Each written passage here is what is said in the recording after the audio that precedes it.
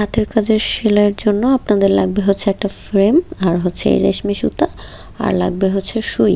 সেই সাথে আপনারা যে কাপড়টার মধ্যে সেলাই করবেন এবং যে ডিজাইনে সেলাই করবেন সেটা কিন্তু কলম দিয়ে আগে এঁকে নিতে হবে।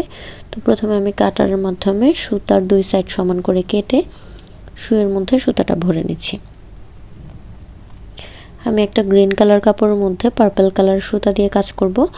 ডিজাইনটা আমি কলম দিয়ে আগে এঁকে নিয়েছি, আপনারা চাইলে না এঁকেও করতে পারেন, তবে এঁকে নেওয়াটাই বেশি ভালো। সুতার অপোজিট সাইডে আমি একটা গিট দিয়ে নিয়েছি যেন সুতাটা খুলে না যায় কাপড় থেকে। আর আমি একটা লেজি ডেইজি সেলাই দেব, এই জন্য আমি দুইটা ফুল এবং কয়েকটা পাতা এঁকে নিয়েছি।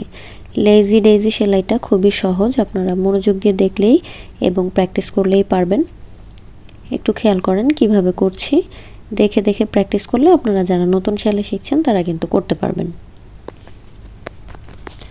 এভাবে একই সিস্টেমে আমি প্রত্যেকটা পাপড়ি করে নিব এবং আমার খুব দ্রুত এই ফুলটা কমপ্লিট হয়ে যাবে। ভিডিও ছোট হওয়ার সুবিধার্থে আমি একটু টেনে তাড়াতাড়ি করে ভিডিওটা দেখিয়ে ফেলেছি, আপনারা আস্তে আস্তে সাবধানে করবেন এবং যে কোনো ধরনের কালার এবং কাপড় আপনারা ব্যবহার করতে পারেন। এই সেলাইটা কিন্তু দেখতে খুবই সুন্দর লাগে এবং খুব সহজে এবং কম সময়ে এটা তৈরি করা হয়। আর আপনারা এটা যে কোনো জায়গায় শাড়ির আঁচলে, পাড়ে, কামিজের স্লিভে অথবা গলায়, বডিতে যে কোনো জায়গায় কিন্তু এই কাজটা করতে পারবেন। এই ফুলটা অর্থাৎ এই ডিজাইনটা আপনারা খুব ছোট সাইজেও করতে পারবেন এবং অনেক বড় করেও সেম প্যাটার্নে সেলাই করে ডিজাইনটা ফুটিয়ে তুলতে পারেন।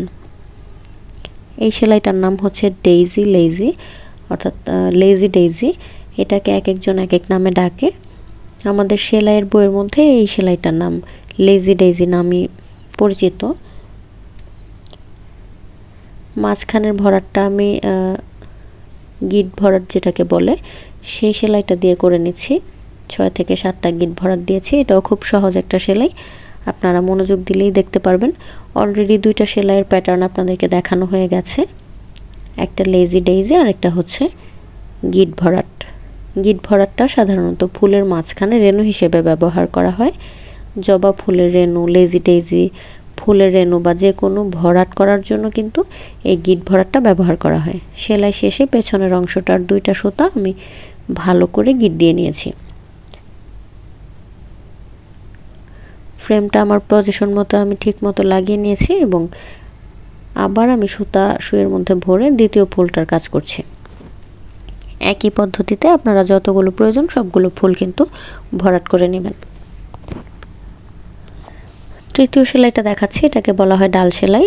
যে কোনো ধরনের ফুল অথবা গাছের ডাল সেলাই করার জন্য আমরা এই সেলাইটা ব্যবহার করি বা এই প্যাটার্নটা ব্যবহার করি। এটাও খুব সহজ, পিছন থেকে সামনের দিকে আসতে হয়, উল্টা করে সেলাই করতে হয়। এটার নাম হচ্ছে ডাল সেলাই। 4 নম্বর সেলাইটা হচ্ছে ক্রস ভরাট। আমি এটা পাতার ভরাট করার জন্য ব্যবহার করছি। আপনাদের সুবিধার্থে আমি সেলাইটা একটু স্লো করে দিয়েছি। প্রথমে ডান পাশ থেকে বাম পাশে নিচে এবং বাম পাশ থেকে ডান পাশে নিচে, খেয়াল করলেই বুঝতে পারবেন এটাকে বলা হয় ভরাট সেলাই। এটা আমার আজকের 4 নম্বর সেলাই। এই সেলাইটা নর্মালি লখনৌ স্টিচ নামেও পরিচিত। উল্টো করে করলে এটা লখনৌ স্টিচ বা উল্টা ভরাট বলা হয়, আর সোজা করে করলে অর্থাৎ কাপড়ের উপর দিকে করলে এটাকে ক্রস সেলাই বলা হয়। এই সেলাইটা বিভিন্ন পাতার ভরাটের জন্য আমরা ব্যবহার করে থাকি।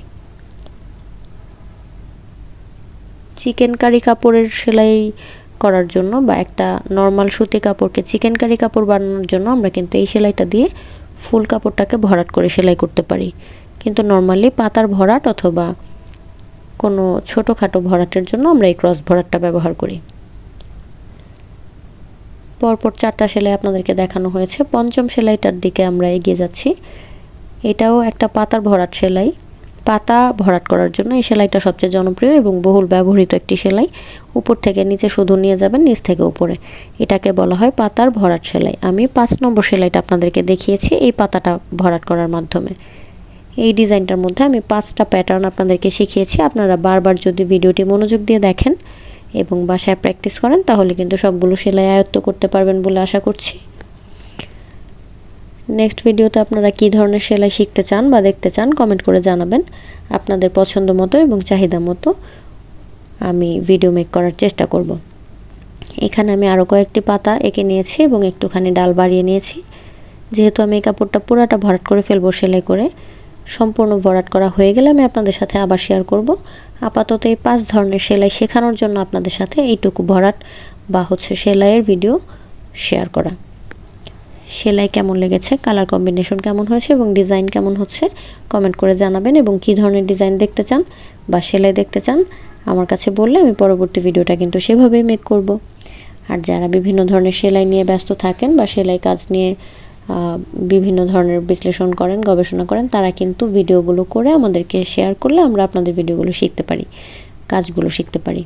এভাবে একজন আরেকজনকে কাজ শেখালে কিন্তু আমরা ঘরে বসে টাকা ইনভেস্ট না করে একদম সম্পূর্ণ ফ্রি সবগুলো সেলাই শিখে নিতে পারি এবং আমাদের প্রয়োজন মতো বিভিন্ন কাপড়ে আমরা সেলাইগুলো করতে পারি। গিট ভরাট দিয়ে আমি আরেকটা রেনু তৈরি করে নিচ্ছি। এই কাপড়টাতে আমি ফুলের রেনু, ফুল এবং পাপড়ি দিয়ে ভরাট করছি।